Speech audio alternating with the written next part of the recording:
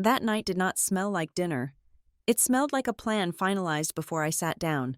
Champagne popped, and my sister smiled like she had won a hand of cards I was not even dealt. She announced she was moving into my house next week, light as borrowing a sweater. I did not argue. I just laid a folder on the table. Fine, I said, but there is one small problem. That house is not mine anymore. My name is Peyton Turner, and if there is one thing 36 years of being the eldest daughter has taught me, it is that a surprise family dinner is never just dinner, it is an ambush wrapped in a pot roast. I stood in the entryway of my parents' house in Franklin, Tennessee, staring at the dining room table. It was set for royalty. We were a paper napkin family. We were a eat in front of the television family. But tonight, the good linen tablecloth was out, the one Mom only used when the preacher came over or when someone died. The heavy silver forks were polished to a mirror shine, and in the center of the table sat a crystal vase filled with fresh hydrangeas that I knew cost at least $40 at the florist downtown. The air did not smell like food. It smelled like leverage. "Peyton, you made it," my mother, Lorraine, chirped from the kitchen. She wiped her hands on her apron and rushed over to hug me. But the embrace was stiff. It was the kind of hug you give someone right before you deliver bad news. She pulled back and smoothed my hair, her eyes darting over my shoulder, refusing to meet my gaze. "Go sit down. Your sister is already pouring the drinks." I walked into the dining room. My father, Wade, was at the head of the table, looking unusually rigid in a collared shirt, and there, in the seat to his right, the seat of honor, was my younger sister, Delaney. Delaney looked radiant. She usually did. She had that chaotic, magnetic energy that made people want to forgive her before she even made a mistake. She was holding a bottle of expensive champagne. The cork already popped, filling 4 crystal flutes. She looked up at me and grinned, a smile that was all teeth and triumph. "Hey, big sis," she said, sliding a glass toward my empty seat. "You are just in time for the good news." I sat down slowly, placing my leather work bag on the floor beside me. I did not touch the champagne. "What is the occasion?" I asked, keeping my voice neutral. Wade cleared his throat. "Let's eat first," he mumbled, reaching for the platter of roast beef. "No, let's tell her now," Delaney interrupted, her voice bubbling with excitement. She clapped her hands together. "Okay, so you know how my lease is up in Nashville next week? And you know how I have been trying to save money to launch my boutique brand?" I felt the muscles in my jaw tighten. I knew exactly where this road went. It was a road we had traveled 1,000 times. "Well," Delaney continued, beaming at our parents as if looking for applause, "Mom and Dad and I came up with the perfect solution. Since you have that 3-bedroom house in Huntsville and you are always working late anyway, I am going to move in with you, just for 6 months or so, maybe a year. It will be fun, like a slumber party, but we are adults." She said it with such absolute certainty. She did not ask. She announced. It was as casual as asking to borrow a tube of lipstick, except she was asking to commandeer half of the property I had spent 8 years scraping together a down payment for. I looked at my parents. Wade was busy sawing at his meat, staring intently at his plate. Lorraine was clutching her wine glass with both hands, her knuckles white. "It makes sense, Peyton," my mother said quickly, her voice high and breathless. "Family supports family. Delaney just needs a leg up. And you have all that extra space since you are single. It is wasteful for her to pay rent to a stranger when she could be saving that money. We are so proud of you for being in a position to help your sister," Wade added, finally looking up, but he was not looking at me. He was looking past me, at the wall. "To family," he raised his glass. Lorraine raised hers immediately. Delaney raised hers, her eyes sparkling with victory. They waited for me to join the toast. They waited for me to smile, to nod, to accept my role as the silent, sturdy foundation upon which Delaney could build her castles in the air. The silence in the room stretched out, thin and brittle. I did not pick up my glass. Instead, I reached down to my bag, The leather creaked in the quiet room. I pulled out a thick navy blue legal folder. It hit the table with a heavy, dull thud that made the silverware rattle. The smiles faltered. Delaney lowered her glass slightly. "What is that?" "I think it is great that you have a plan." "Delaney," I said. My voice was calm. It was the voice I used at Harborcrest Compliance Solutions when I had to tell a CEO that his brilliant tax strategy was actually felony fraud. "Moving to Huntsville is a smart move. The cost of living is lower." "Exactly," Delaney said, relieved. "I knew you would get it. I can move my stuff in next Tuesday." "However," I continued, cutting through her relief like a scalpel, "if you want to move into the house at 404 Maple Drive, you are talking to the wrong person." Delaney laughed. A sharp, nervous sound. "What are you talking about? It is your house. You bought it. We all went to the housewarming party. Mom bought you those curtains." "I did buy it," I agreed. I opened the folder. The papers inside were crisp and white. "But as of 9 o'clock this morning, the deed has been transferred." The room went dead silent. You could hear the hum of the refrigerator in the kitchen. "Transferred?" Wade asked, his voice dropping an octave. "Transferred to who? Did you sell the house without telling us?" "I did not sell it," I said. "I restructured my assets." I slid a single sheet of paper across the polished wood table. It stopped right in front of Delaney's champagne glass. It was a copy of a quitclaim deed, stamped and notarized, recording the transfer of the property from Peyton Turner to a private entity known as the Turner Haven Trust, managed by an independent third-party trustee. "If you want to live there," I said, looking Delaney dead in the eye, "you have to submit a tenant application to the trustee. I have the forms right here. They require a credit check, proof of income equal to 3 times the market rent, and 2 non-family references. Oh, and the trust has a strict no-guest policy for the first 6 months." Delaney stared at the paper. She tried to read the legal jargon, her brow furrowing. "I do not understand. You are the owner. You can just let me in." "Actually, I cannot," I said. "I am just the beneficiary now. The trustee has sole discretion over occupancy, and I spoke to the trustee this morning. They are very strict about liability. They do not accept tenants with volatile employment histories." Delaney's smile vanished completely. Her face went pale, then blotchy red. She looked at the paper, then at me, realizing that the key she thought she had just swiped had effectively melted in her hand. Her fingers went slack. The crystal champagne flute slipped from her hand. It hit the edge of the table and shattered. Shards of glass exploded outward, raining down onto the expensive linen tablecloth. Champagne foamed and hissed, soaking into the fabric, spreading like a golden stain toward the roast beef. No one moved. No one rushed to get a towel. The violence of the sound hung in the air. Wade slammed his fist onto the table, making the remaining glasses jump. His face was purple. "What are you doing, Peyton?" he roared. "This is your sister. You created a trust fund just to keep her out of a bedroom? You are playing games with your own family." I looked at the mess on the table, the broken glass, the wasted wine, the ruin of their perfect, staged dinner. I looked back at my father, and for the first time in my life, I did not feel the urge to apologize. I did not feel the need to fix it. "I am not playing games, Dad," I said, my voice steady and cold as ice. "And I am not asking for permission." I tapped the folder with my index finger. "I am following the law. I work in a world of red flags." At Harborcrest Compliance Solutions, my official title is Senior Risk Analyst, but my real job is to look at a stack of perfectly organized papers and find the one lie that brings the whole structure down. I spend 40 to 50 hours a week scanning corporate ledgers for inconsistencies, for the ghost employees on payroll, for the expenses that do not quite add up. I am paid to be suspicious. I am paid to notice when the numbers are too round or the dates are too convenient. It is a profession that rewires your brain.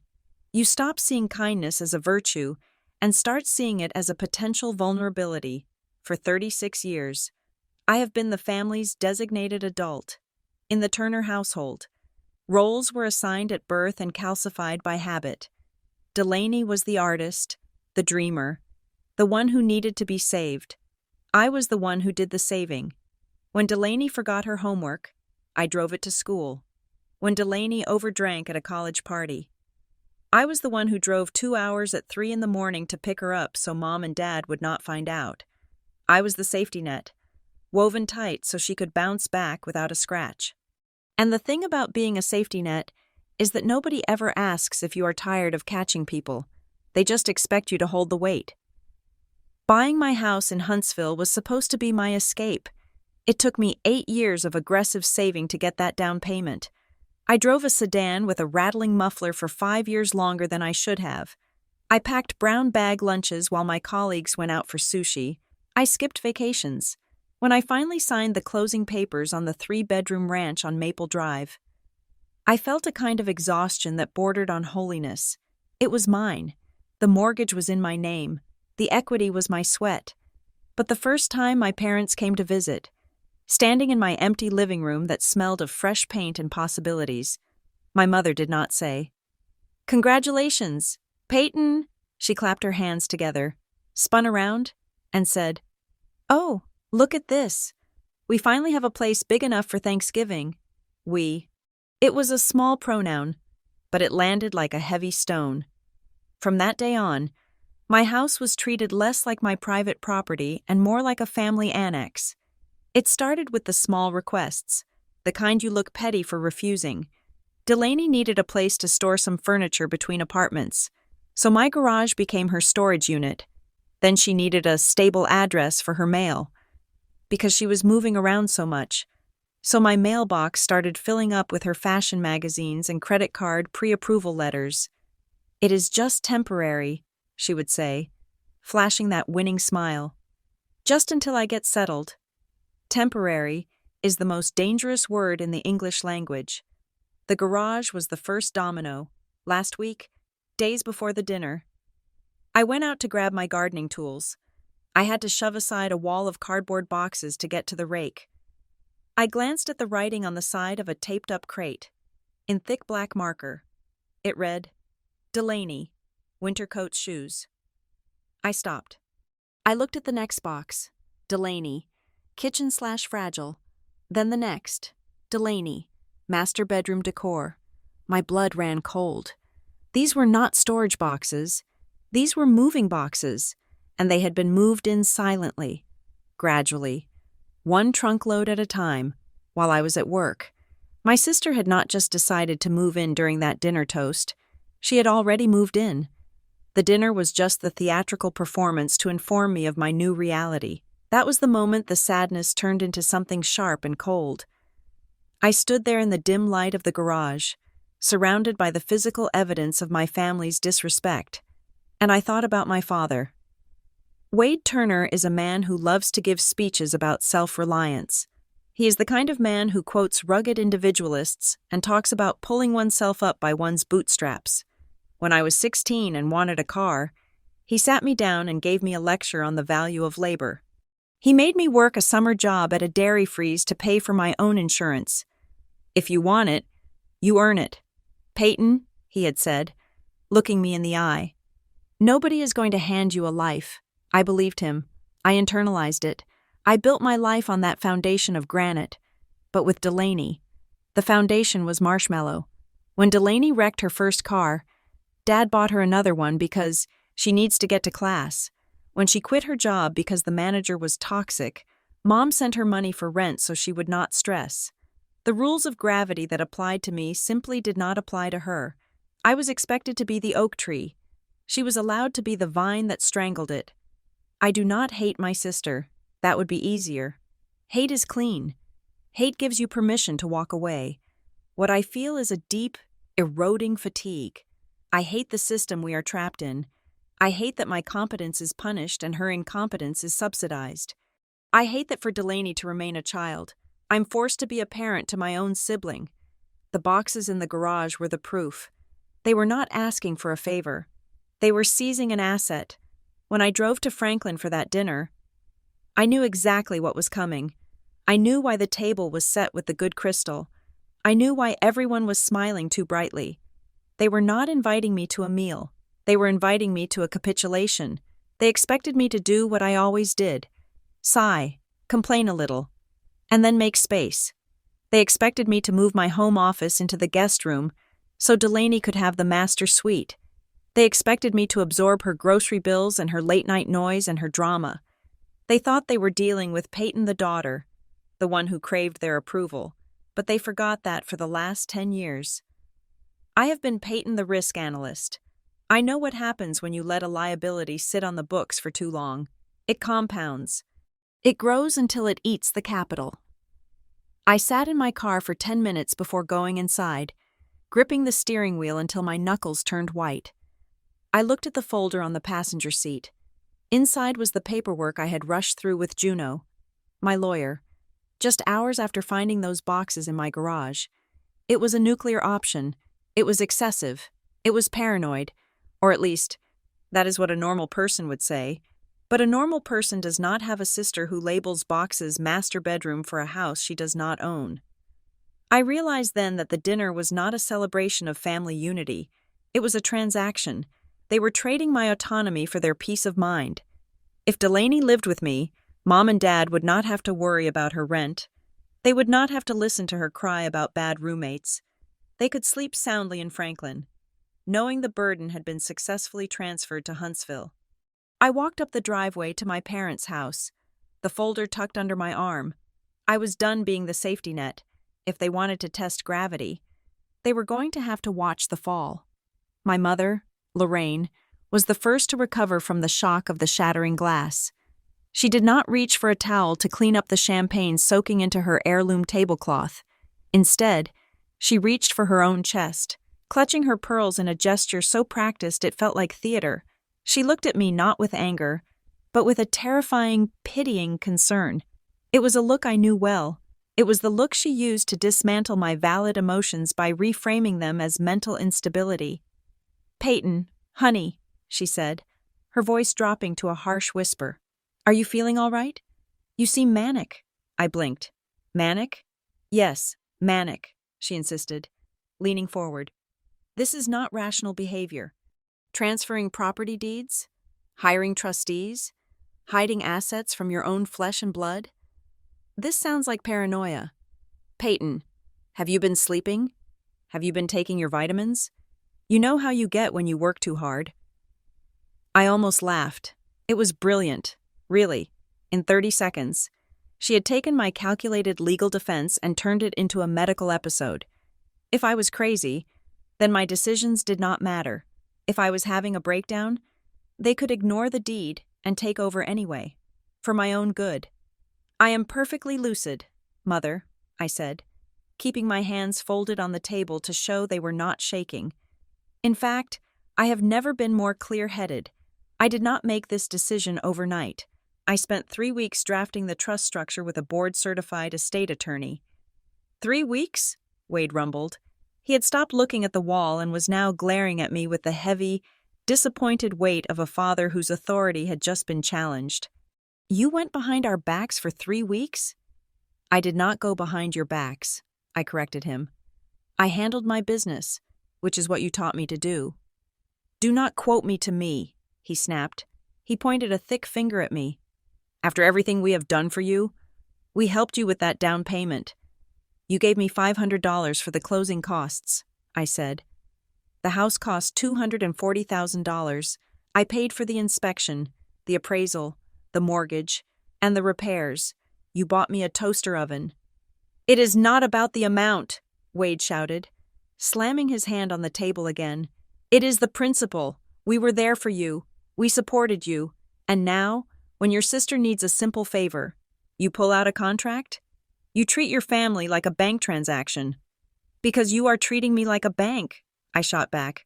Delaney, who had been staring at the puddle of champagne, finally looked up. Her eyes were wet, rimmed with red. She had shifted seamlessly into the role she played best, the victim of a cruel, unfeeling world. "You hate me," she whispered. Her voice trembled. "You hate me so much that you would literally sell your own house just to make sure I have nowhere to go. I did not sell the house. Delaney, I said, feeling the exhaustion settle in my bones. I protected the asset. You are throwing me out on the street, she wailed, a single tear tracking perfectly down her cheek. I told my landlord I was leaving. I have nowhere to go next week. How can you be so selfish? You have 3 empty bedrooms. The word selfish hung in the air like smoke. It was their favorite weapon. If I kept what I earned, I was selfish. If Delaney took what she did not earn, she was struggling. I looked at my sister. I looked at the way she was already looking at Mom for comfort, the way Mom was already reaching out to stroke her hair. They were a closed loop of dysfunction, and I was the external battery they plugged into whenever the power ran low. You are not homeless, Delaney, I said quietly. You have a job. You have a car. You have friends. You are 32 years old. You are not a refugee. You just do not have the privilege of taking my house for free anymore. Privilege? Lorraine gasped. How dare you use that word against your sister? She has had a hard year. Her brand is just starting to take off. Her brand is a knitting vlog with 40 subscribers, I said. And that is fine, but it does not pay a mortgage. The table erupted. Wade was shouting about ingratitude. Lorraine was crying about how she had failed as a mother to raise 2 daughters who loved each other. Delaney was sobbing into her napkin. They were loud, chaotic, and united. They were bonding over the shared narrative that I was the villain. It was easier for them to believe I was a monster than to admit they were parasites. I watched them, feeling a strange detachment. It was like watching a compliance video at work about workplace harassment. I could spot every tactic: diversion, guilt-tripping, emotional blackmail, and then a voice cut through the noise. It came from the far end of the table. Aunt Moira. Moira was my father's sister. She rarely spoke. She usually just ate her dinner, drank her wine, and went home to her cats. She was the observer. I told you, Moira said. Her voice was scratchy, but it carried. The room went silent. Wade stopped shouting. Lorraine froze mid-sob. Moira took a sip of her wine and looked at me, then at Wade. I told you it was a bad idea to move the bed frame while she was at the office. The air left the room. I looked at Moira, then slowly turned my head to look at my father. The bed frame? I asked. My voice was very soft. Moira shrugged, oblivious to the grenade she had just pulled the pin on. The antique one, from the guest room. Wade and Delaney took it over there on Tuesday, I said. Peyton might notice if her furniture is missing, but they said you never go in the guest room anyway. I felt a coldness spread through my chest that was absolute. I had seen the boxes in the garage. I knew they were planning to move things in, but I did not know they had already started moving things out. They had been inside my house. My father had used the spare key I gave him for emergencies, for fires or floods, to let Delaney in so she could rearrange my furniture to suit her taste before she even officially asked to move in. They had not just assumed I would say yes. They had bypassed the question entirely. They had erased my consent from the equation. I looked at Wade. He turned a shade of gray I had never seen before. He looked down at his plate. You went into my house, I said. It was not a question. We were just preparing, Lorraine stammered, her face pale. Making space, helping you organize. You stole my furniture, I said. We moved it to the attic, Delaney cried out defensively. I wanted to put my desk there. I need natural light for my content creation. I stood up. My chair scraped against the hardwood floor. A harsh, final sound. Sit down, Peyton, Wade ordered, but his voice lacked its usual thunder. He sounded scared. No, I said. I picked up my purse. I left the folder on the table, right next to the puddle of spilled champagne and the broken glass. It looked like a tombstone marking the death of my role as the dutiful daughter. The folder contains the contact information for the trustee, I said, looking at the tops of their heads, because none of them could look me in the eye. And it contains a cease and desist order regarding the unauthorized use of my property. If you enter that house again without the trustee's written permission, it will be treated as trespassing." "Would you arrest your own father?" Wade whispered, horrified. I looked at him, really looked at him.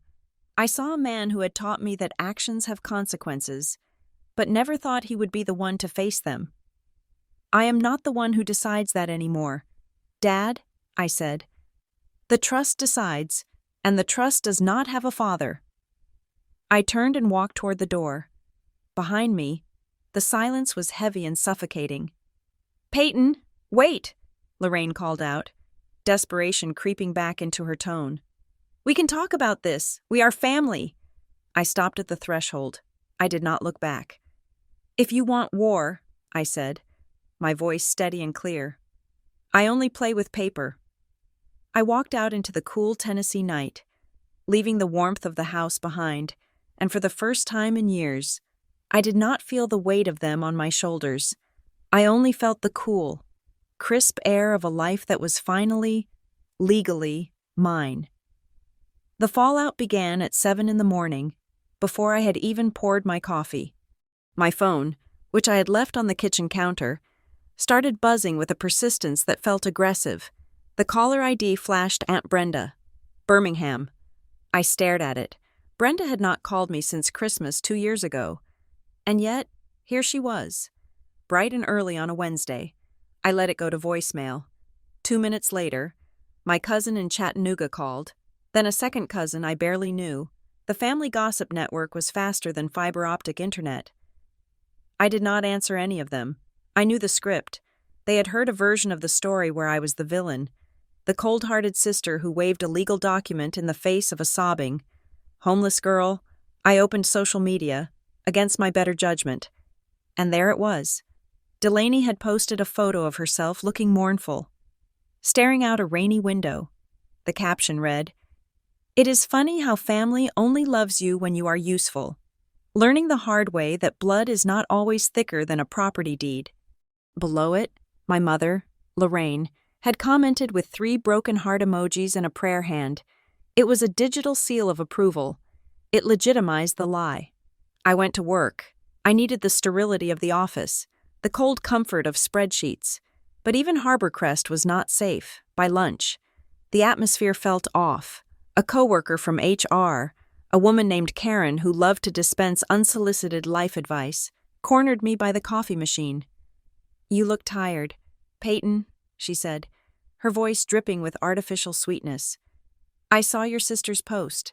Is everything okay?" "It is a private matter," I said, reaching for a stirrer.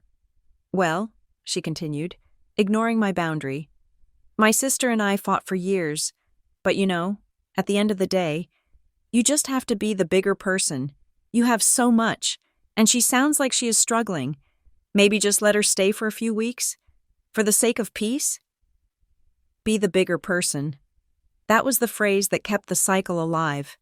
Being the bigger person just meant standing still while someone else took smaller and smaller bites out of you until there was nothing left. I did not argue with Karen. I did not defend myself. I walked back to my desk, sat down, and opened a new digital folder on my secure drive. I named it Turner Case. I took screenshots of Delaney's post. I screenshotted Mom's comment. I downloaded the voicemails from my aunt and cousins without listening to them, saving them as audio files. I logged every interaction, every timestamp. If they wanted to paint a narrative, I would build a dataset. When I got home that evening, the house felt different. It was quiet, but it was the silence of a held breath. I checked the mail. Amid the usual junk flyers and bills, there was a plain white envelope. The return address was for a lending institution I did not recognize, Apex Mortgage Solutions.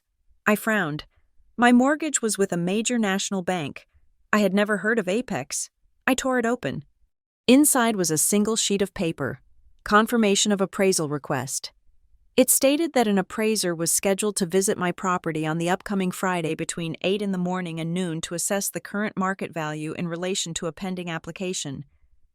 I froze. I stood there in my driveway, the paper trembling in my hand. I had not requested an appraisal. I was not refinancing. I was not selling. A cold chill went down my spine. sharper than the evening wind. This was not about a bedroom. This was not about Delaney needing a place to crash because her lease was up. You do not appraise a house just to let your sister sleep in the guest room. I walked inside, locked the door, and immediately dialed Juno Merritt. Juno was my college roommate before she became a shark in real estate law. She answered on the second ring. "Please tell me you are calling to say you changed the locks," Juno said. "Worse," I said. "I just got a letter from a lender called Apex. Someone scheduled an appraisal for my house for this Friday." The line went silent for a moment. I could hear Juno typing furiously in the background. "Apex is a subprime lender," Juno said, her voice shifting from friend to attorney. "They specialize in high-risk equity loans. Peyton, listen to me very carefully.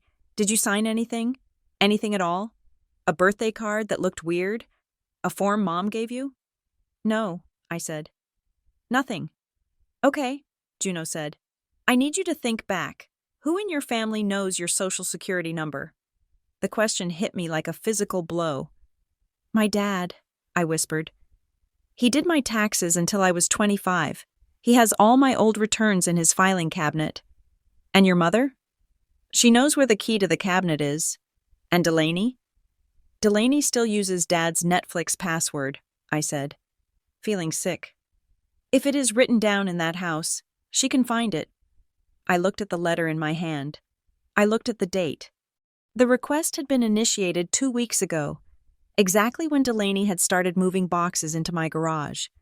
"It fits," I said, my voice hollow. They were not just moving her in, they needed her here on Friday. "Why Friday?" Juno asked. "Because I am at work on Fridays," I said. "Delaney does not work mornings. She would be here. She would be the one to open the door for the appraiser. And if she is living there," Juno finished the thought, "she can claim she has authorization to allow entry." I hung up the phone and looked around my living room. It was no longer a sanctuary. It was a crime scene waiting to happen. The dinner, the champagne, the guilt trip. It was all a distraction. They were not trying to steal my space.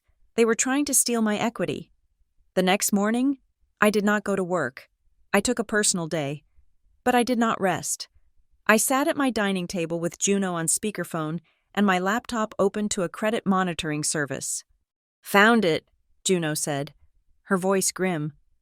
"There was a hard inquiry on your credit report 10 days ago. It was from Apex Mortgage." "I am looking at it now," I said. I felt a strange, detached calm. This was the same feeling I got when I found a $1 million discrepancy in a client's ledger. The emotion vanished, replaced by the need to solve the puzzle. "There is a pending application for a home equity line of credit, $75,000. $75,000.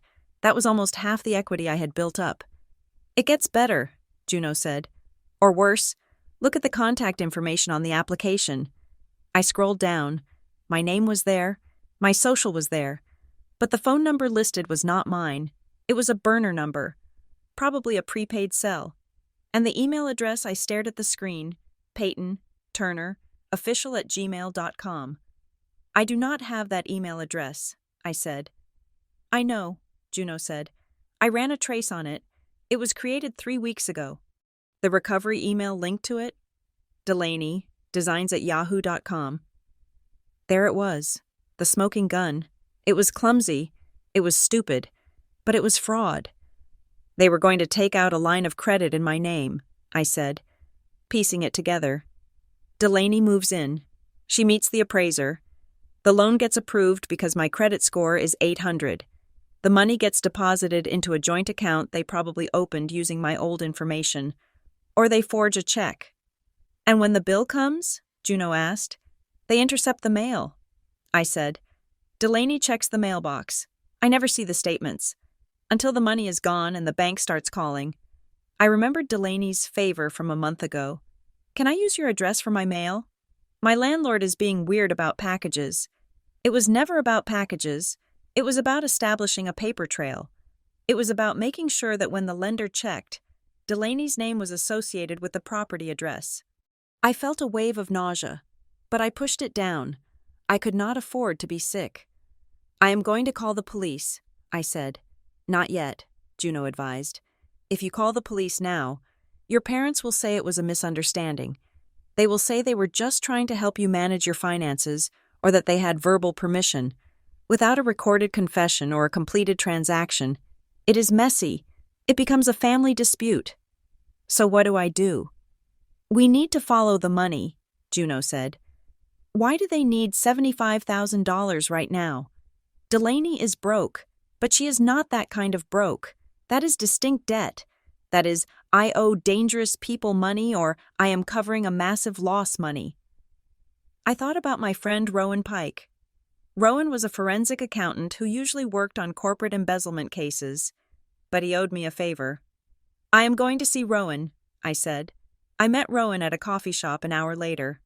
I brought everything I had. Years of mental notes on family loans, the few bank transfers I could track where I had sent money to Mom that mysteriously vanished. Rowan listened, his face impassive. He tapped on his tablet. Peyton, he said after 20 minutes, I did a soft search on public records for your sister and your parents. Your father remortgaged his house in Franklin 2 years ago. Did you know that? No, I said. He said the house was paid off. It was, Rowan said. Then he pulled out $100,000, and looking at court records, Delaney was named in a civil suit around the same time, a failed business venture, a pop-up shop that never popped up. She was sued for breach of contract and unpaid inventory. They paid it off, I realized. That is where the retirement money went. And now they are tapped out, Rowan said. Your father's credit is shot. Your mother has no income. Delaney has a judgment against her that is likely still accruing interest, or she has new debts we cannot see yet. You are the only one with a clean balance sheet. He turned the tablet toward me. He had drawn a diagram. It showed money flowing from my parents to Delaney, draining them dry, and now there was an arrow pointing from me to them. This is not a family supporting each other, Rowan said, his voice clinical. This is a Ponzi scheme. They use new capital to pay off old bad decisions. They have run out of their own capital. Now they are coming for yours. I stared at the diagram. I thought about the dinner, the toast. Family is a support system. If I had let her move in, I said, my voice barely a whisper, it would not have stopped with the bedroom. No, Rowan said. If she is in the house, she has access to your physical documents, your passport, your banking tokens. If you let her in, within 6 months, you would not just be a landlord. You would be a co-signer on a bankruptcy. I sat back in the chair. The anger that had been burning in me since the dinner cooled into something hard and heavy. Like lead. They do not want a relationship, I said. They want a host. Rowan nodded. So, what is the play? I picked up my phone. I looked at the string of missed calls from my father. The play, I said, is that I stop being the daughter and I start being the analyst. I texted Juno, draft the affidavit, and get the recording from the lender if you can. I am done playing defense. Most people think losing a house is a tragedy. They imagine foreclosure signs, banks seizing keys, and lives packed into cardboard boxes on the curb. But in my case, losing the house, or rather, losing the legal title to it, was the most brilliant strategic move of my life. It was a reverse heist. I did not steal the money. I stole the target. The Turner Haven Trust was not just a piece of paper. It was a fortress. Sitting in Juno's office the morning after discovering the Apex mortgage fraud attempt, I watched as she finalized the secondary layers of protection. We had already transferred the deed before the dinner, a move born from my suspicion of the boxes in the garage. But now, knowing about the $75,000 loan application, we had to go further. We had to make the house radioactive to anyone but me. I am appointing myself as the independent trustee with absolute veto power, Juno said, her fingers flying across her keyboard. That means even if you wanted to sign a loan document under duress, say because your mother is crying in your kitchen, you couldn't. My signature is required for any lien, any loan, any transfer, and I'm very good at saying no. Make it tighter, I said. I was staring at the wall, thinking about the unauthorized credit check. I want a property fraud alert filed with the county. Done, Juno said.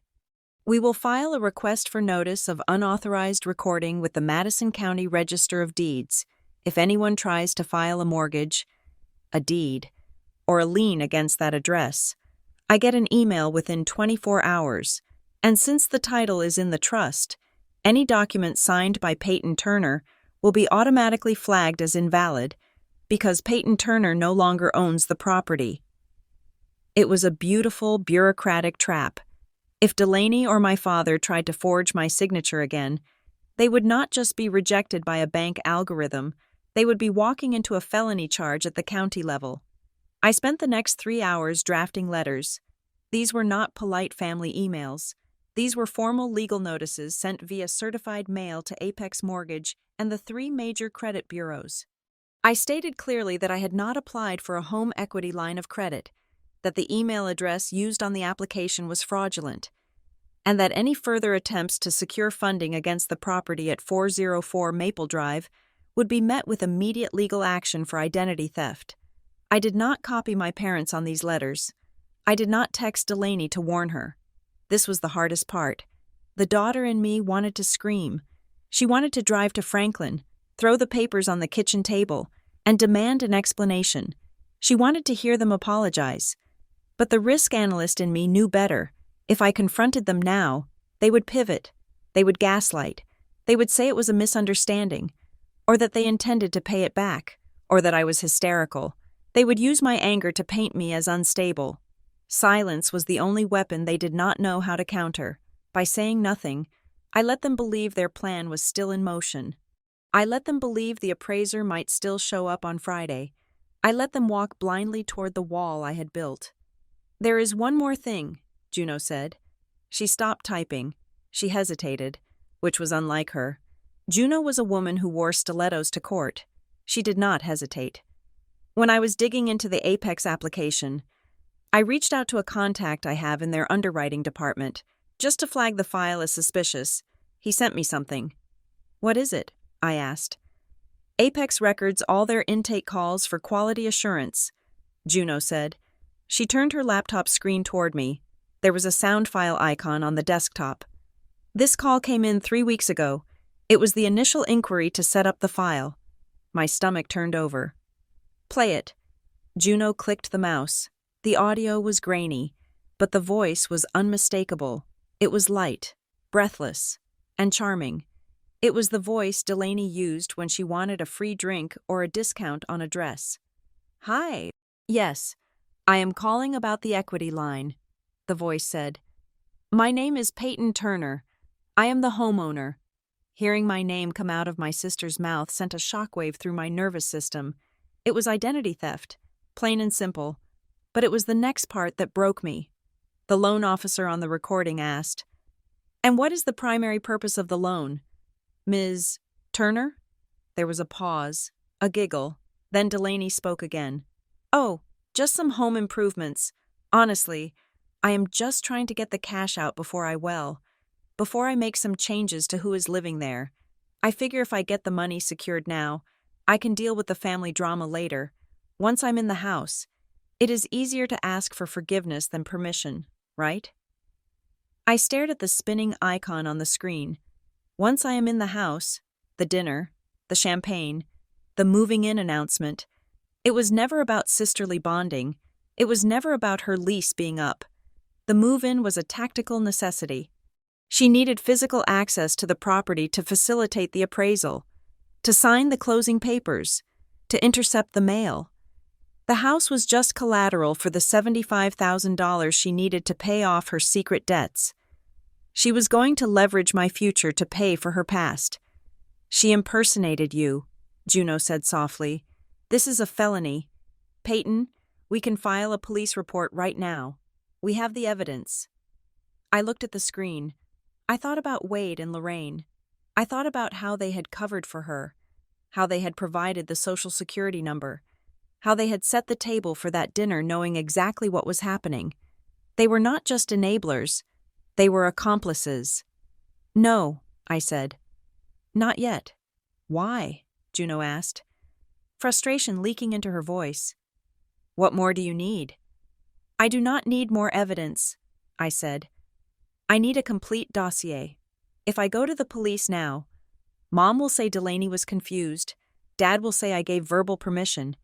It becomes a he said, she said mess, and the family will fracture, but they will blame me for breaking it. I opened my bag and pulled out a fresh notebook. I wrote the truth file on the first page. I am going to compile everything, I told Juno.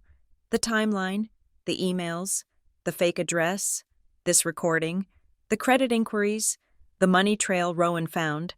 I am going to build a wall of facts so high that even they cannot climb over it.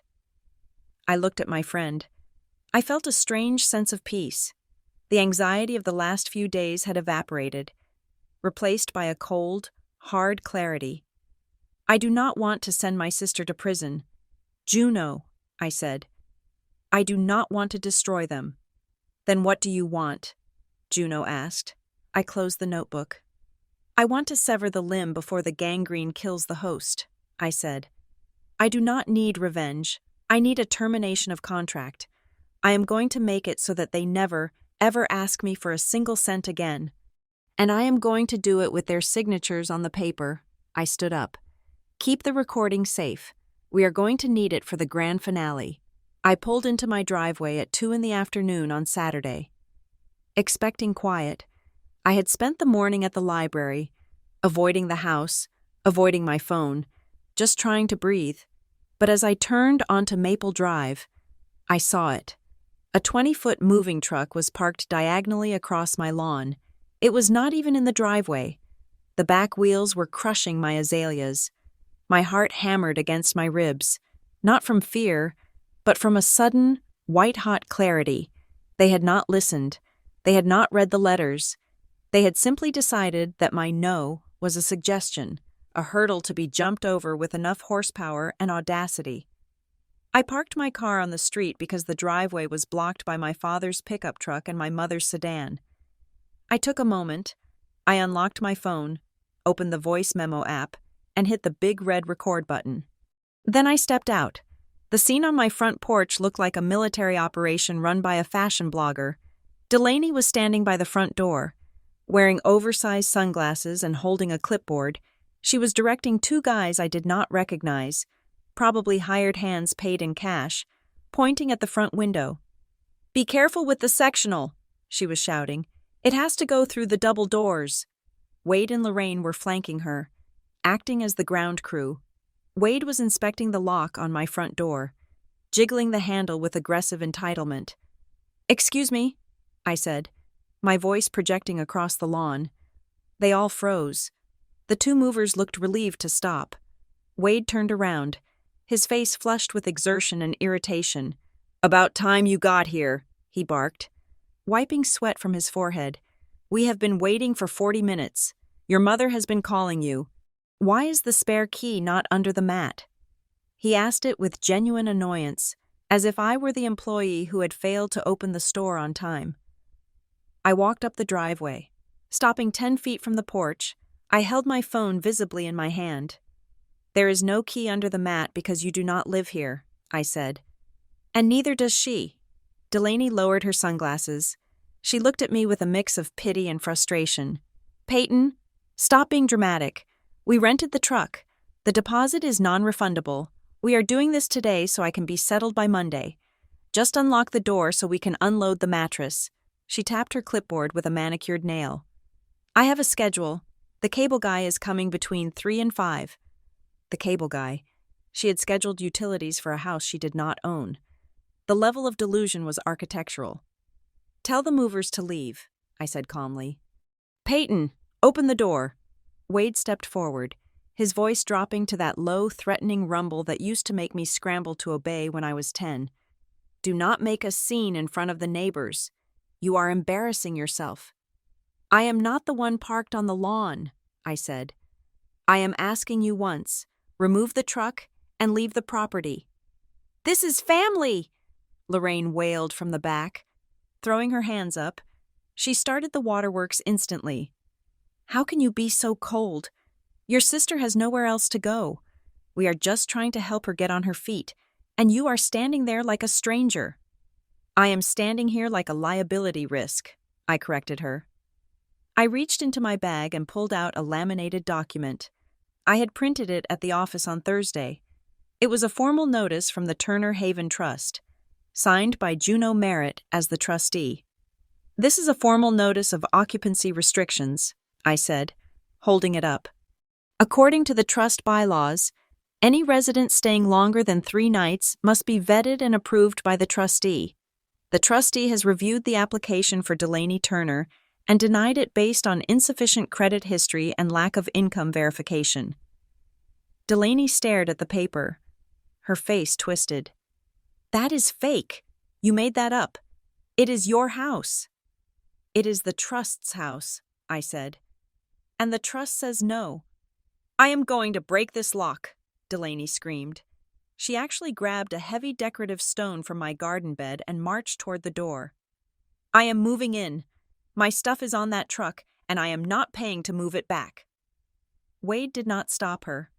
He watched, waiting to see if her tantrum would break my resolve. I did not move to stop her physically. I did not scream. I tapped the screen on my phone. Switching from the voice recorder to the keypad, I dialed a number I had saved earlier that week. "Yes. Hello," I said into the phone, loud enough for them to hear. "I need to request a civil standby at 404 Maple Drive. I have 3 individuals attempting to force entry into a residence they do not own. One is currently threatening to destroy the property." Delaney froze with the rock in her hand. Wade's eyes went wide. "Who are you calling?" "The non-emergency line," I said, meeting his gaze.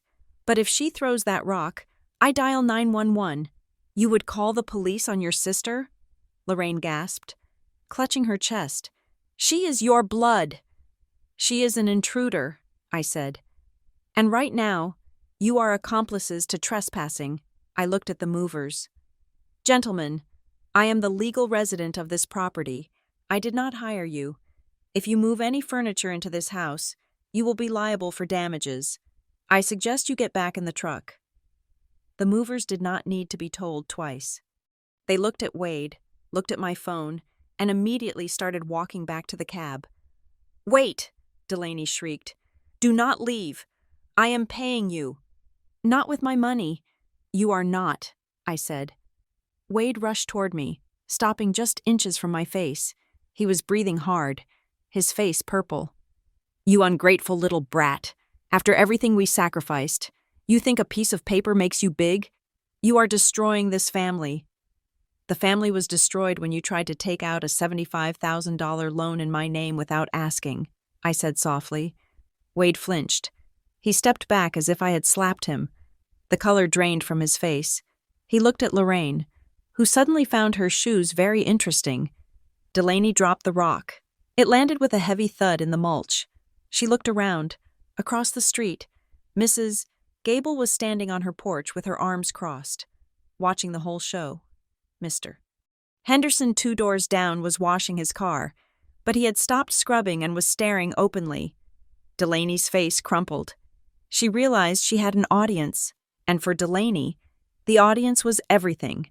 She could not be the victim if she looked like a vandal. "You are ruining my life," she hissed, her voice venomous. "I am going to tell everyone. I am going to email your boss. I am going to post on every page Harbor Crest has. I will tell them you are mentally unstable. I will tell them you stole family funds. I will get you fired. Peyton, I swear to God." It was a terrifying threat. My career was built on integrity. A scandal could bench me for months. But I looked at her, and I felt nothing but a cold, steel resolve. "Go ahead," I said. I held up my phone, showing the recording timer still ticking. "Tell them," I said. "Send the emails, make the posts, because for every lie you tell, I have a timestamp. I have the bank records. I have the audio of you impersonating me on the phone with Apex Mortgage. I have the credit inquiries. And now, I have a recording of you threatening to break into my home." I stepped closer to her. "If you contact my employer," I said, my voice low and steady, I will not just sue you for defamation. I will hand the entire file to the district attorney. And unlike Dad, the DA does not care if you cry." Delaney stared at me. Her mouth opened, but no sound came out. She looked at Wade for help, but he was staring at the ground, defeated by the mention of the loan. He knew I knew, and he knew that if I knew that, I probably knew everything. "Get the truck off my lawn," I said. I turned around and walked back to my car. I sat inside and locked the doors. I watched through the windshield as Wade said something to Delaney.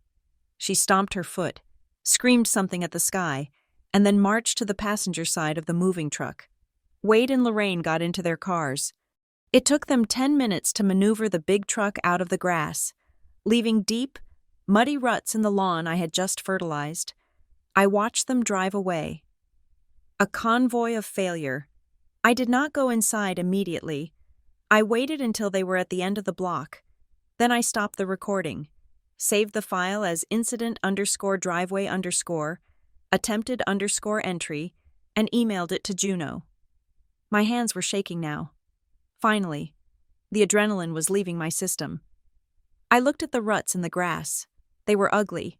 They would take time to fix, but the house was still standing, and more importantly, the door was still locked. I did not invite them to my house. I did not go to theirs. I knew that if we met on my territory, they would accuse me of holding court. If we met on theirs, they would surround me like wolves. So I chose neutral ground. Aunt Moira lived in Decatur, Alabama, in a small, dust-free bungalow that smelled of lemon polish and judgment. Moira was the Switzerland of the Turner family. She did not take sides, mostly because she found everyone equally exhausting. When I asked to use her living room for a family meeting, she agreed on one condition: no shouting, and we had to use coasters. I arrived 30 minutes early. I was not alone. To my left sat Juno, my attorney, looking like a shark in a silk blouse. To my right sat Rowan, the forensic accountant who had mapped the black hole of my family's finances. And standing by the door was Seth, a senior project manager from Harbor Crest. Seth was not a lawyer or an accountant. He was simply the most boring, reliable, honest man I knew. I brought him as a character witness. I needed someone in the room who had no skin in the game, someone whose mere presence would prevent my parents from claiming I had screamed or thrown things. When Wade, Lorraine, and Delaney arrived, the dynamic shifted instantly. They walked in expecting an intervention where they could gang up on me until I apologized. Instead, they walked into a deposition. Wade stopped in the doorway, his eyes narrowing at Juno. "Who are these people? Peyton? I thought we were having a family talk." "We are," I said, gesturing to the empty chairs arranged in a semicircle. "But since our last few talks involved attempted breaking and entering and identity fraud, I thought it best to have professional documentation." "This is ridiculous," Delaney scoffed. Though her voice was thin, she was wearing an oversized sweater, trying to look small and defenseless. "You brought a lawyer to Aunt Moira's house? You are so dramatic." "Sit down," Aunt Moira said from her armchair in the corner. It was not a request. They sat. Wade looked furious. Lorraine looked weepy. Delaney looked at her phone, refusing to make eye contact. I stood up. I did not yell. I did not cry. I opened the file on the coffee table. "We are here to establish a baseline of facts," I began. "For the last week, the narrative has been that I am selfishly denying my sister a place to live, that I am kicking her when she is down. Today, we are going to look at why she is down." I picked up the first sheet of paper. "Timeline item 1, I said. 4 weeks ago, Delaney asked to use my address for her mail because her landlord was being difficult. I agreed. 2 days later, a hard credit inquiry was run against my social security number by Apex Mortgage." "So?" Wade grunted. "You probably clicked on a spam email.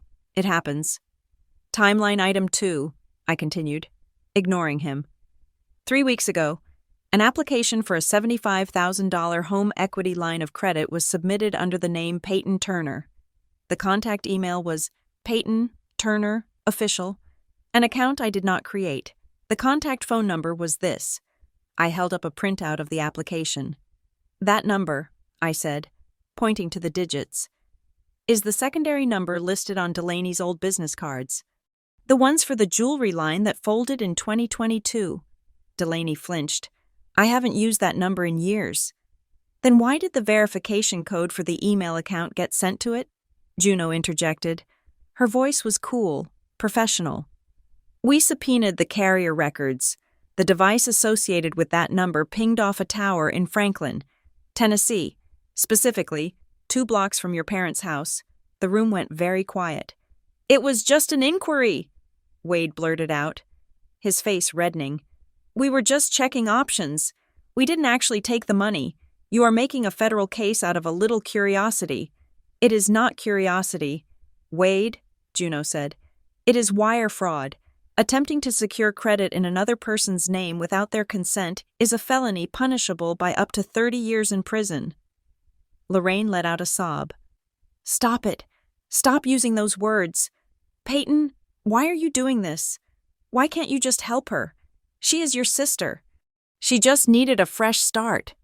Because this isn't help. Mom, I said, feeling the old ache in my chest but refusing to let it show.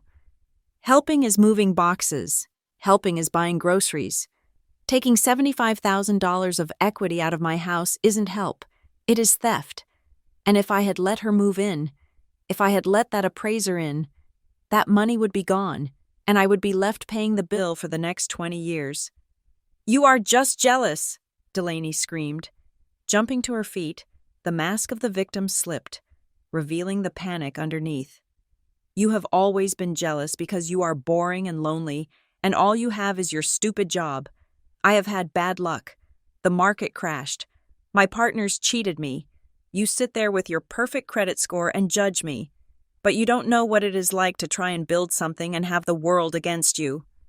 The world isn't against you, Delaney, a deep voice said. It was Rowan. He had not spoken until now. He slid a single, large sheet of paper onto the coffee table. It was a graph, a simple, brutal bar chart, with red columns rising higher and higher with each passing year. I took the liberty of compiling a forensic accounting of the Turner family outflows over the last 4 years, Rowan said. He adjusted his glasses. Between the remortgaging of Wade and Lorraine's home, the liquidation of their 401k, the personal loans from 3 different family friends, and the unsettled judgments against Delaney's various LLCs, the total amount of capital that has vanished into your bad luck is $240,000. Wade stared at the chart. His mouth opened, then closed. He looked like a man who had been punched in the gut. He knew the number was high. He did not know it was $250,000. That is not true, Delaney whispered. It is entirely true, Rowan said, and that is just the principle. With interest, you are looking at nearly $300,000 of destroyed wealth. You are not looking for a bedroom. Ms. Turner, you are looking for a new host because the previous ones have been bled dry.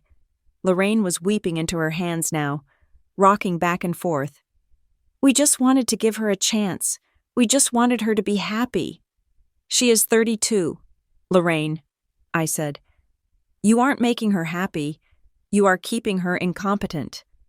You think you are so perfect, Delaney spat, her eyes wild. You think you are better than us. I think I pay my own bills, I said. She does not have anywhere else, Wade shouted, trying to regain control of the room, though his voice lacked its usual power. Whether you like the numbers or not, she is family, and she is homeless on Monday. Are you really going to let your sister sleep in her car? Then, the voice from the corner spoke up. She won't be sleeping in her car, Aunt Moira said. She took a sip of her iced tea. She has a lease. We all turned to look at Moira. What? Delaney asked, her voice trembling. You have a lease, Moira repeated. Or at least, you tried to get one, last month, at the complex on Highland Avenue. Delaney turned pale white. I didn't. You called me, Moira said to the room. looking at Wade. You called me and asked if I would co-sign. You said it was just a formality, so I called the landlord to ask about the terms. Moira paused. She set her glass down on the coaster with a deliberate click. The landlord told me he couldn't accept the application even with a co-signer, Moira said. Because when he ran Delaney's background check, it wasn't just a low credit score, it was a judgment for damages from her last apartment. $12,000 for ripping out the copper piping and selling it. The silence that followed was absolute. It was heavy enough to crush bone. I looked at my sister. I had suspected debt. I had suspected laziness. I had not suspected criminal destruction of property. Copper piping? Wade whispered. He looked at Delaney. You told us the landlord kept your deposit because of the cat. Delaney said nothing. She shrank into the chair, pulling her knees up to her chest. She stripped the unit, Moira said calmly, and she was planning to move into Peyton's house. I imagine the copper in Peyton's walls is worth a fair bit. The courtroom vibe shifted. It was no longer a prosecution of my selfishness. It was an exposure of a predator. I looked at my parents. I saw the realization hitting them. They had not just been protecting a struggling artist, they had been harboring someone who was actively dismantling their lives, piece by piece, pipe by pipe. I am not a bad person, Delaney sobbed, but it was a small, broken sound. I needed the money. I was going to pay it back. With what? I asked. With the equity from my house? I walked over to the table and picked up the file. I handed a copy of the timeline to my father. I did not come here to shame you, I said, looking at Wade, whose shoulders were slumped in defeat. And I did not come here to fight. I came here to resign. Resign? Lorraine asked, looking up with tear-stained eyes. I am resigning from the position of the family safety net, I said. I am resigning from being the backup plan.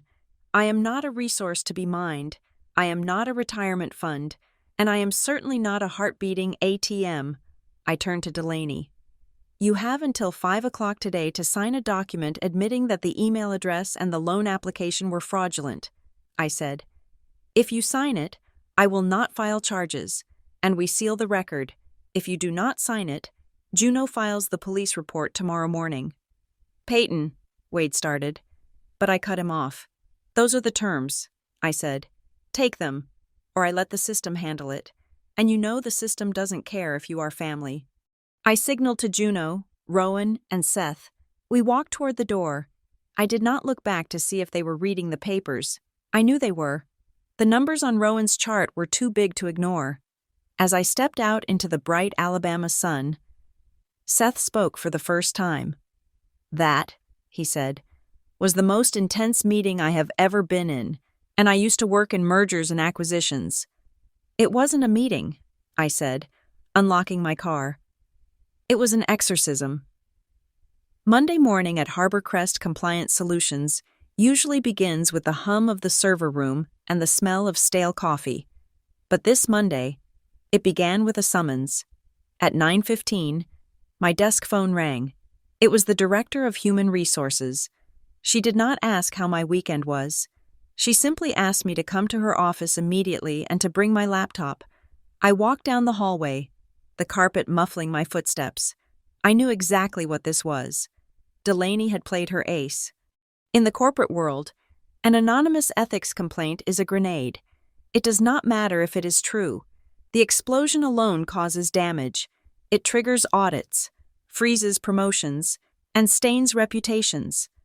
My sister knew that my job was built on trust. She knew that if she could paint me as financially unstable or dishonest, she could destroy the one thing I had that she did not, a career. I sat down in the leather chair across from the director. Her name was Sarah, and she looked uncomfortable. She slid a printed email across the desk. We received this via the external whistleblower hotline at 3 a.m, Sarah said.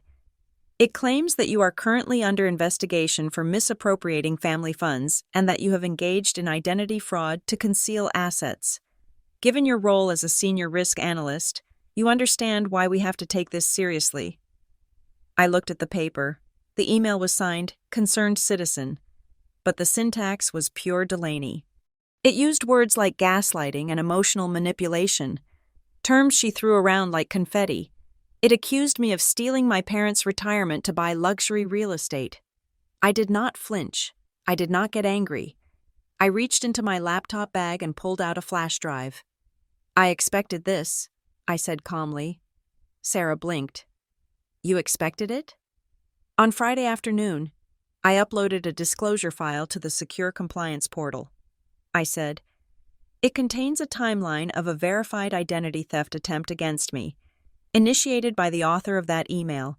It includes a police log number for a civil standby I had to request this weekend, and a notarized affidavit from my attorney regarding the fraudulent use of my Social Security number by an immediate family member. I pushed the flash drive toward her. The person who sent that email is currently facing potential felony charges for wire fraud. I continued, my voice steady. This is a retaliatory strike because I blocked their access to a home equity line of credit they attempted to open in my name. I am not the perpetrator. Sarah, I am the victim who followed protocol. Sarah looked at the email, then at the flash drive. She typed something into her computer. Checking the portal logs, her shoulders relaxed. You filed the disclosure at 4:52 on Friday, she noted. I adhere to the 72-hour reporting rule for personal conflicts of interest, I said. My house is in order. Sarah shredded the anonymous email right there in front of me. I am sorry you are going through this. Peyton, we will flag this sender as a malicious actor. Your clearance is safe. I walked out of that office 10 minutes later. Delaney had tried to burn down my castle, but she forgot that I was the one who designed the fire suppression system. By noon, the dynamic had shifted. My phone rang again. This time, it was my father. Peyton, Wade said. His voice was unrecognizable. The booming, authoritative baritone I had grown up fearing was gone. In its place was a thin, reedy sound, like a man standing on the edge of a cliff. Can we talk? Just for 10 minutes? No lawyers? No charts? Just us. I am at work. Dad, I said, typing an email with one hand. Please, he said. It is urgent. We are at the coffee shop down the street from your building. I paused. They were here. They had driven 2 hours to ambush me at lunch, but the tone was wrong for an ambush. It wasn't aggressive. It was terrified. I met them at the corner table. Wade and Lorraine looked 10 years older than they had on Saturday. Delaney was there, too, but she was not wearing her sunglasses. She was staring into a latte, looking small and defeated. I sat down, keeping my posture rigid. You have 10 minutes. My lunch break ends at 1. We are in trouble. Peyton, Wade said, skipping the pleasantries. He put his hands on the table. They were shaking. Real trouble. I know, I said. I saw the credit report. You are $300,000 in the hole. It is worse, Lorraine whispered, dabbing her eyes with a tissue. The bank called this morning. The loan, the one we co-signed for Delaney's boutique last year? It is in default. I looked at Delaney. She shrank into her chair. I thought that loan was paid off, I said. I refinanced it, Delaney mumbled, to cover the rent on the studio. But then the orders didn't come in, and I missed 3 payments. They are going to garnish Dad's pension. Wade looked at me, his eyes pleading. They are calling the house every hour. Peyton, they are threatening to put a lien on our property. We don't have the cash to bring it current. We are tapped out. The silence stretched. I understood now. The desperation to move into my house, the attempt to get the equity line, it wasn't just greed. It was panic. They were trying to plug a hole in the hull of a sinking ship before they all drowned. We aren't asking for the house anymore, Wade said, his voice breaking. We accept that. You win. But we need $12,000, just to bring the loan current and stop the calls. If you lend it to us, we will pay you back $50 a month. I swear. I looked at them. My mother, who had enabled this, my father, who had funded it, and my sister, who had burned through their life savings like kindling. They wanted a bailout. They wanted me to write a check and make the scary noise go away. No, I said. Lorraine gasped. Peyton, please. They will take your father's pension. I said no to the money, I said. I am not giving you cash. If I give you $12,000 today, you will be back in 6 months asking for $10,000 more. You do not have a liquidity problem. You have a behavior problem. I pulled a business card out of my blazer pocket. It was not mine. It was Rowan's. I will not pay your debt, I said, sliding the card to Delaney. But I will pay for his services. Delaney looked at the card. Who is this? Rowan Pike, I said. He is a financial restructuring specialist. He usually handles corporate bankruptcies, but he agreed to take your case as a favor to me. I don't need a restructure, Delaney snapped, a flash of her old arrogance returning. I need cash. You need a keeper. I cut her off. Here's the deal. I pay Rowan's retainer. You meet with him tomorrow. He will go through every single cent you spend. He will set a budget. He will tell you what to sell. He will tell you what job to take. And yes, you will take a job, any job, retail, food service, data entry. I don't care if it is beneath your brand.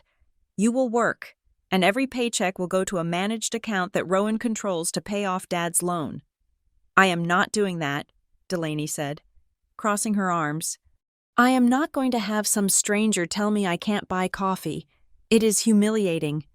Is it more humiliating than eviction? I asked. Is it more humiliating than explaining to a judge why you committed identity fraud? Delaney went still. That is the other part of the deal, I said. If you agree to Rowan's program, I keep the police file in my drawer. I don't file the charges for the Apex mortgage fraud, but if you walk away, or if you miss a single meeting with Rowan, or if I ever hear that you tried to use my name again, I leaned forward. I will not just fire you from the family, I said. I will prosecute you to the fullest extent of the law, and I have the timeline to ensure it sticks. Wade looked at the card, then at Delaney. He realized this was the only life raft left. Take the card, Delaney, Wade said. His voice was heavy with resignation. But Dad, take the card, he shouted, startling the entire coffee shop. We are done. I am done. Do what your sister says. Delaney's hand trembled as she reached out and took the white square of cardstock. She looked at me with pure hatred. But beneath the hate was fear. She knew I had beaten her. I hadn't just blocked her moves. I had dismantled her entire way of operating. Rowan is expecting your call at 9 o'clock tomorrow, I said, checking my watch. Do not be late. He charges by the minute. I stood up. I adjusted my blazer. I have to get back to work, I said.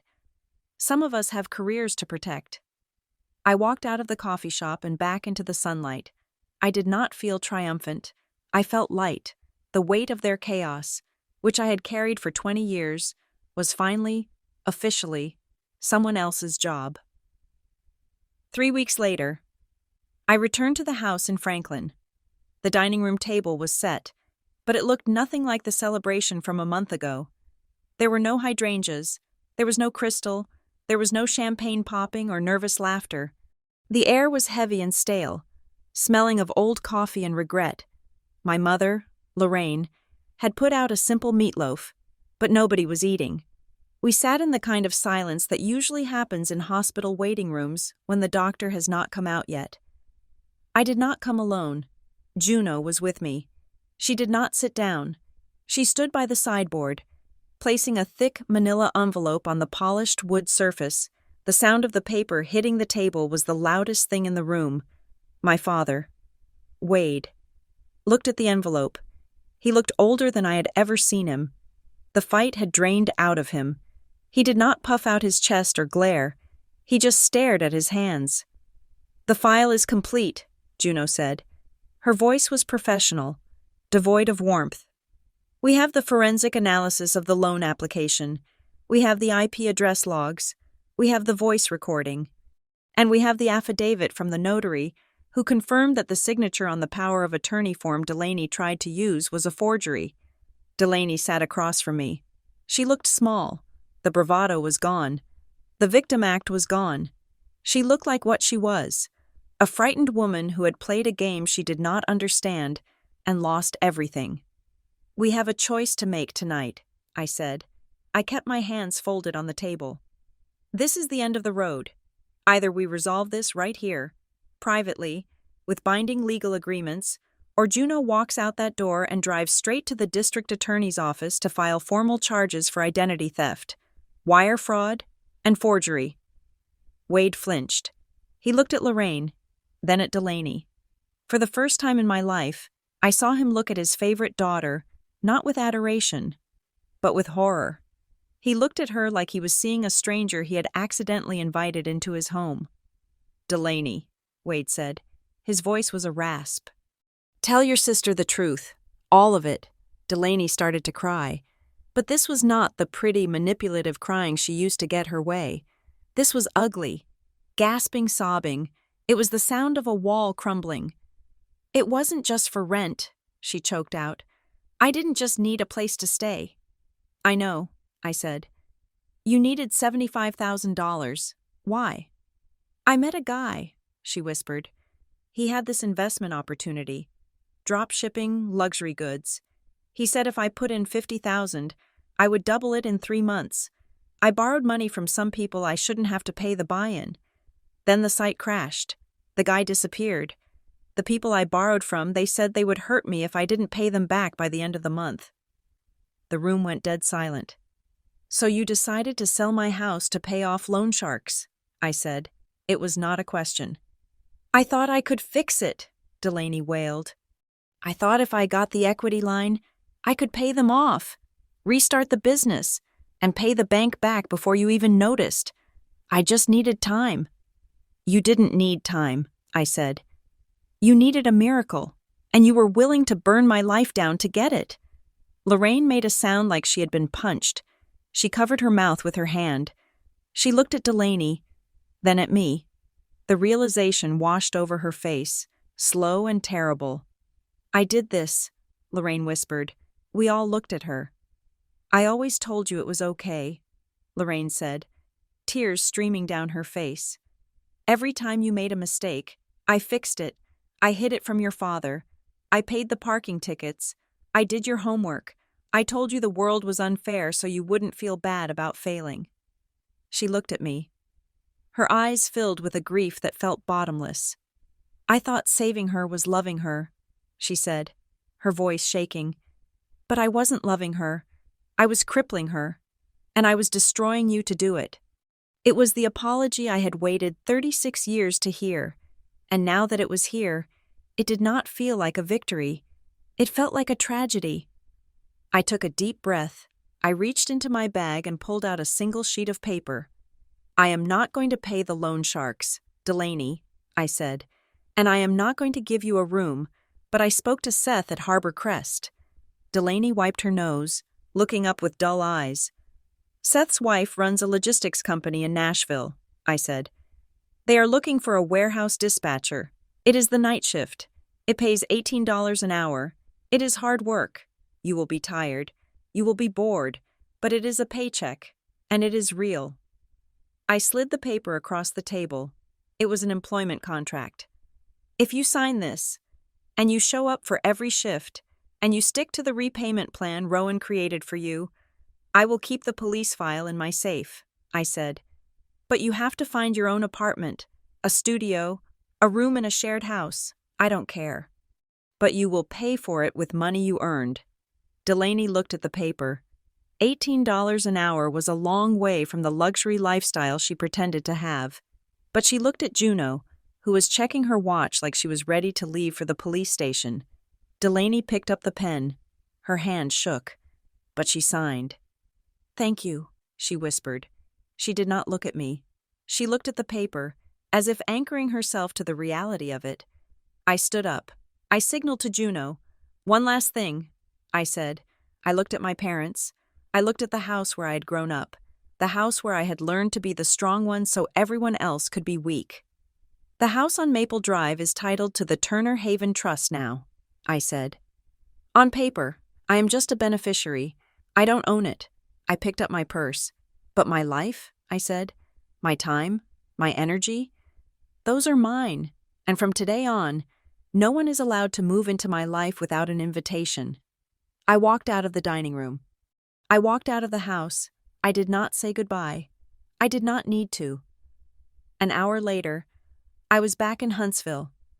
I unlocked the front door of my house. The air inside was cool and quiet. It smelled of lavender and peace. There were no boxes in the garage.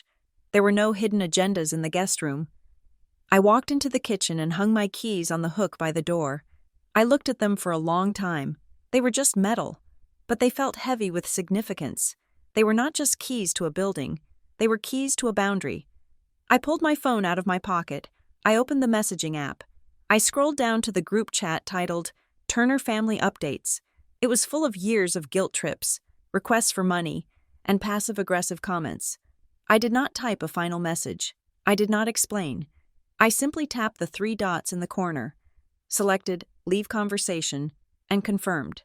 The chat disappeared from my screen. I put the phone down on the counter, turned off the ringer, and listened to the beautiful, empty silence of my own home. Thank you so much for listening to my story. I would love to know where you are tuning in from. So please leave a comment down below and share your thoughts on whether you think I was too harsh or if I did the right thing. If you enjoyed this story, please make sure to subscribe to the Lily Revenge Stories channel. Hit the like button and smash that hype button so this story can reach even more people who might need to hear it.